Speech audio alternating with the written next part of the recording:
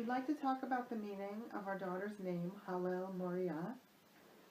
The word Hallel is a collection of 6 psalms that are traditionally sung during most of the major Jewish holidays, and they are meant to be sung in a spirit of joy, because all of these psalms together speak about praising the Creator, and the translation of the word Hallel literally means to praise.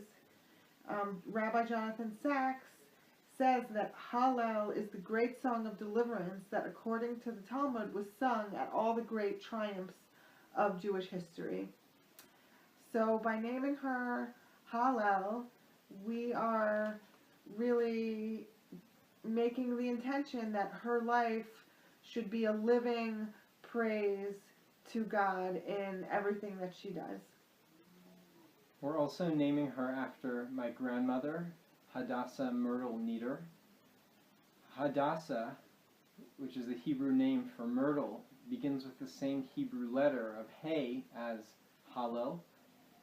And another linkage between the two names is in terms of the name Myrtle, which begins with the same sound as her middle name, Moriya. With Hallel, our daughter was born on the 14th day of the Jewish month of Nisan, which is the day, according to the Torah, the Hebrew Bible, that the Jews would come to the holy city of Jerusalem and would bring a paschal lamb for sacrifice. The Talmud teaches that tens of thousands of Jews would come, and when they were sacrificing this lamb and eating it, they would sing Hallel together in Jerusalem during the times of the first temple, 3,000 years ago up till 2,500 years ago. And so there's a linkage between the saying of Hallel that was done on the 14th day of Nisan and the day on which she was born. Her second name, Moriya,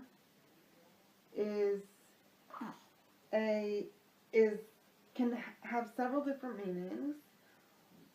The first meaning is God is my teacher, which Myrtle Nieder really instilled in all of her children and grandchildren, and we really have the prayer that she will be guided by this principle of God being her true teacher in life.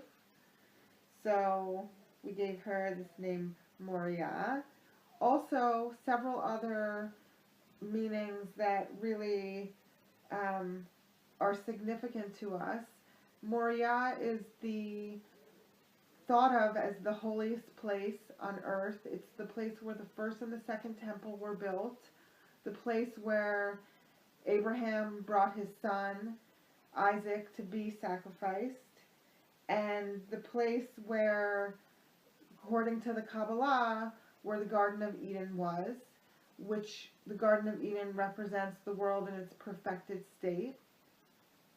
And so we really hope for her that her life will be about bringing about the repairs needed to